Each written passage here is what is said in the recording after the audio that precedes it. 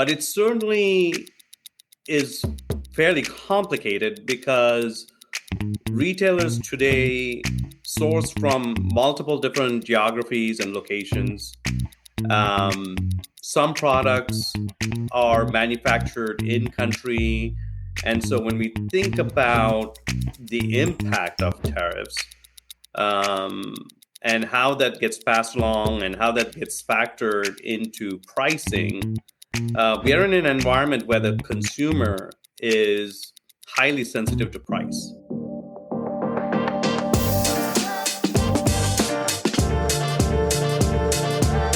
Today on Customer Land, a special edition. We're talking to Duleep Rodrigo, who is KPMG U.S. Consumer and Retail Sector Leader, about a topic that's on maybe not everybody's minds, but certainly a huge majority of people in business right now, and that is tariffs. So, Duleep, thank you for joining me. I really appreciate this. Well, Mike, thanks for having me. Happy to be here. There's a lot to say, and in preparation for this conversation, I think I spent most of the time just crossing off places to not go because we don't have that kind of time here.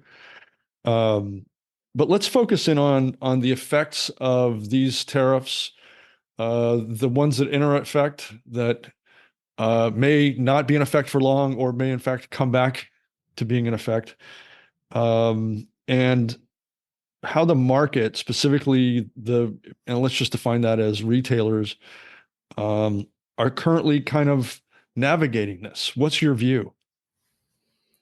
Mike, you put it well. This is a evolving topic, and sometimes continues to evolve in different ways multiple times a day. And both consumers and retailers are trying to figure out how best to navigate a lot of the uncertainty that comes along with tariffs. But it certainly is fairly complicated because retailers today source from multiple different geographies and locations. Some products are manufactured in country. And so when we think about the impact of tariffs and how that gets passed along and how that gets factored into pricing, we are in an environment where the consumer is highly sensitive to price. And therefore, the retailers know that in a high inflationary environment, even though inflation's coming down, overall prices have increased over the last few years. They have to be really careful in terms of how they thread the needle and how they navigate this tariff topic. So I'll leave it at that at a high level. This is really complex to navigate through, and different retailers, depending on the product, is going to have to look at each of their facts and circumstances very differently. I was talking with somebody, I think it was just yesterday, as a matter of fact, about kind of the different scenario that this tariffs environment presents from most other kind of consumer price pressure situations in recent past, and trying to just discuss, okay, how do we think consumers are going to respond to this? And I think there's a fairly predictable pattern of behavior when there's an economic downturn, and when there's price pressures or whatever happens, whatever the cause may be, you can see consumers pulling back. You can see them switching brands. You can see them kind of shifting their values for those kinds of things. But this is much more dynamic. This, as we've both alluded to here, the scenario, the whole tariff landscape can shift in a day. And so what I think at the end of that conversation that meant to me was the models that we might have looked at previously for indicators as to how consumers might respond and thus retailers respond to consumers don't really seem to apply here because it's so dynamic. What are your thoughts? You're exactly right. Consumers generally try to anticipate where there is room to anticipate they try to adjust. Sometimes consumers may purchase products early and stock them if they think you're about to run out of product, whether that's toilet paper or any other non-perishable item that you could retain. Whereas in this situation, especially as it relates to grocery items, it's really tough to do that. And grocery supply chains. Let's just take that particular category for a second. Grocery supply chains are fairly lean, and they are subject to market volatility constantly, and you'll see prices um, correspond to that volatility and availability of product and demand for the product. So you would certainly see in this scenario certain products, the likelihood is that those grocery items, food items, will fluctuate as purchasing decisions are being made by retailers, and they will have to start absorbing those costs. Now, for other products, whether that's electronics, apparel goods, and other home goods, um, there could be a little bit more of a lag time depending on what's in inventory, uh, what components of that product has been manufactured that from an impacted location or geography. Um, is it covered under USMCA rules, for example, in this current situation or not? So there's a lot of other factors that go into product cost, and then obviously then pricing that ultimately the consumer pays. Um, I was just talking to a retailer this afternoon that had very little manufacturing of products that were coming from China, Mexico, Canada, right? So in that situation, their impact and exposure to at least the current landscape of tariffs is fairly low. But there's quite a number of other retailers that are not going to be in that fortunate situation. They will certainly be impacted. Yeah, it's sounding like if you can read between the lines of what the press releases and what they're saying in public are, it sounds to be something akin to deep panic. So I don't envy them because it's quite unknown. Nobody here, nobody that I've spoken with yet, and I'm sure you'd have access to people deeper inside the decision making than I would, but nobody I have spoken with or heard of seems to have any indicator of how this will ultimately kind of flesh out, you know. So it's kind of just like brace yourself at the moment, you know. Honestly, that's not a bad message for consumers as well. Um, I wanted to just get your take on a couple of things on a consumer side. Um, this is that same conversation. Recently, we were looking at the data of how consumers responded to, in this case, it was the pandemic, Yep. which ended up being a really great kind of petri dish scenario for just understanding these kinds of behaviors and strange economies. And in this case, the conversation had to do with brand loyalty and do consumers generally stick with brands they're loyal to in these kinds of situations? And the data says kind of not. Of course, there are people who are like diehard brand loyalists, and no matter what happens, they're going down with that ship, so to speak. But so many others, the lion's share of people in this particular report, like 90%, switched over to values that had to do with value, and Mm-hmm. they defined it in certain ways. But in your view, when you're looking at how consumers are responding, again, people define value in many, many different ways, but um, what are the shifts that you're seeing or that you could even offer as a prediction if I can put you in that situation? Sure. Um, and let me maybe touch on what you just shared about consumer behavior during the pandemic. You know, there was some behavior by consumers where for certain products, they did stick with what I would say trusted brands. Because when there is a very high degree of uncertainty about, especially if you're going to consume something, whether they're going to basically put something in your body, whether that's a drug or something Good else, point. Very good you would point. stick with known and trusted products. And so the brand holds up pretty well. But as time goes on, you're very willing to move away from that trusted brand to more value brands, because your risk tolerance certainly diminishes over that period of time. And we certainly saw that of trusted products, whether it was if you think about Clorox wipes or sanitizers or any other brand that you may have initially have trusted more, you would then move, then you went and looked at value just differently. There's certainly very clear indications of value today as we look at, at least from our surveys.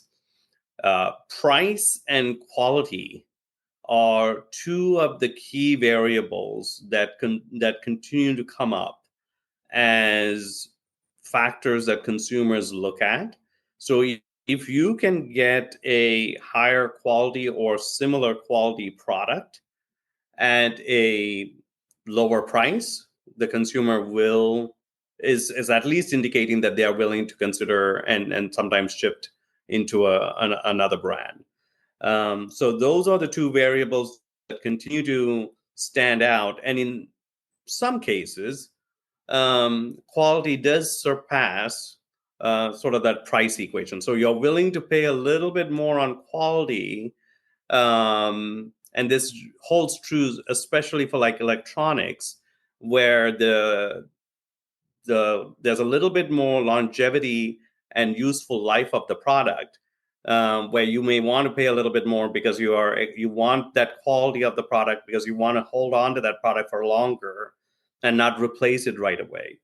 So in those instances, quality matters. And I would say the third leg that consumers continue to look at when purchasing product, and this usually comes when we look at product channel, whether you're going to go purchase this product online versus offline, brick and mortar, um, is that they look convenience. And convenience can drive a significant factor in terms of values. Okay, now I can get this today. I can get this within the next 24 hours. So I might be willing to sacrifice price a little bit for convenience in those instances. Yeah, you bring up a couple of really good qualifying points here too. And my apologies for making such a broad brush stroke on the data, but you're right.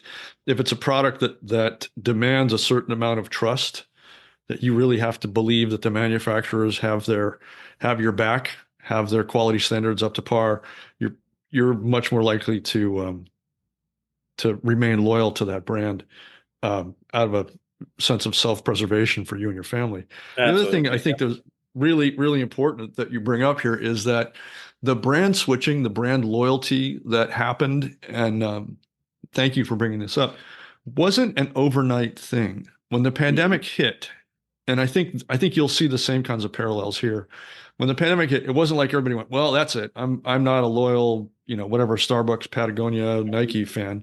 I'm going elsewhere." It was a gradual movement when the situation persisted, when they saw additional brands that conveyed the same kinds of values they were looking for, they became willing to switch over time.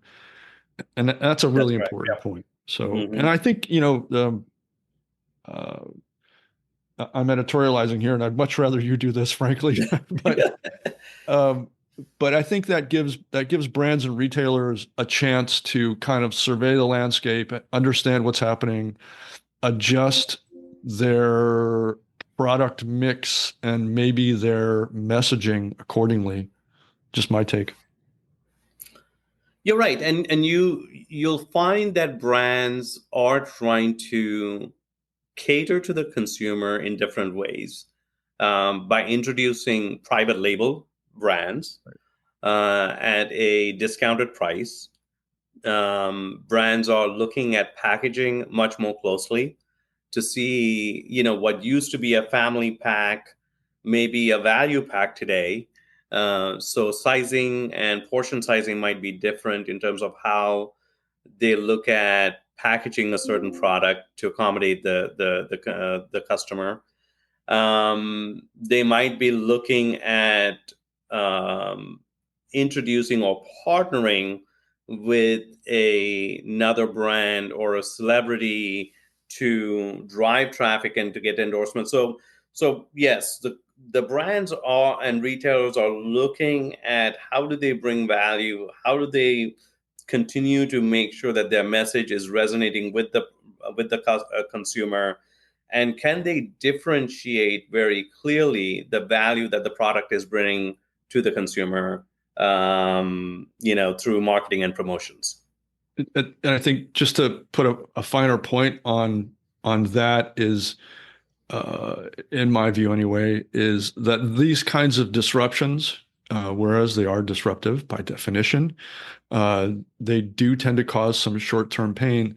It's also creates opportunity for people who have the vision and kind of agility to respond to them. So, yeah, at this point, the news is filled with people who are panicking.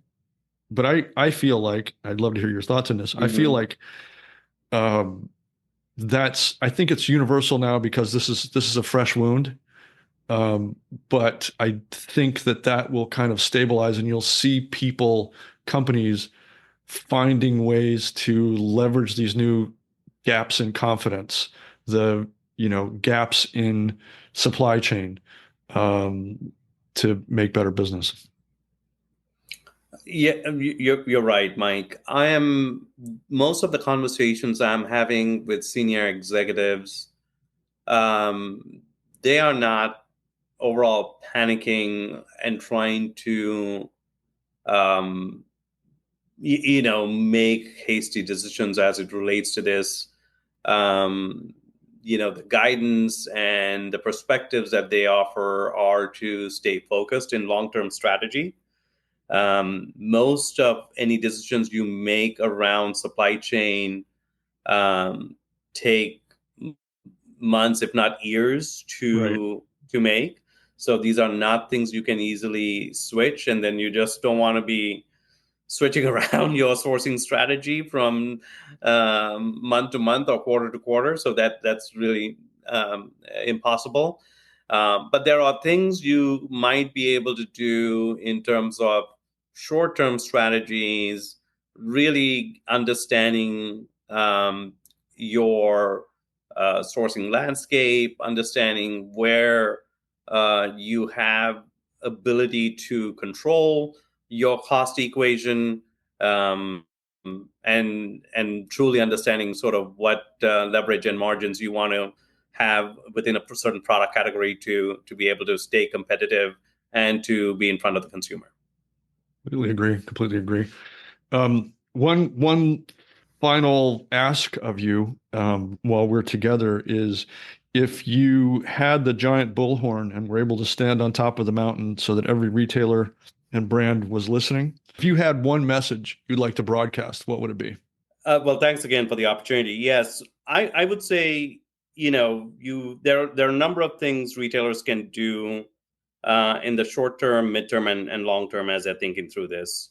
In the short term, you really need to model your tariff implications and really understand what the true impact is, both on existing tariffs, potential retaliatory tariffs that might come through, and model your exposure.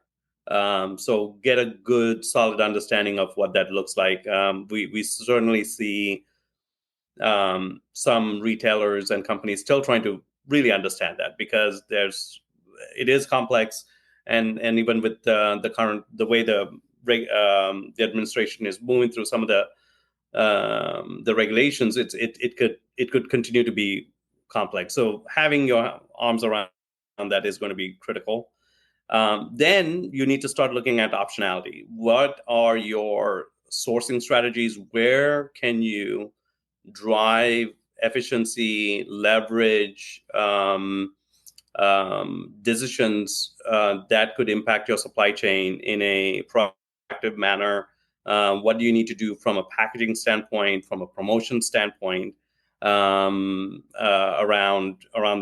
your product mix? And then lastly, you also need to look at pricing. Pricing, scenario planning around pricing by channel, by mix, by category is going to be really important, so that you're being competitive, and that you're trying to maintain and retain your loyal customers at the end of the day. We'll take that. And thank you. I'm going to consider that guidance straight from KPMG today. Duleep, thank you so much for your time today. I really appreciate this. I know this was very last minute and a bit of a scramble to set this up, but it's valuable. It's incredibly timely. Thanks again, Mike. I really appreciate being here, and thanks for taking time to catch up with me.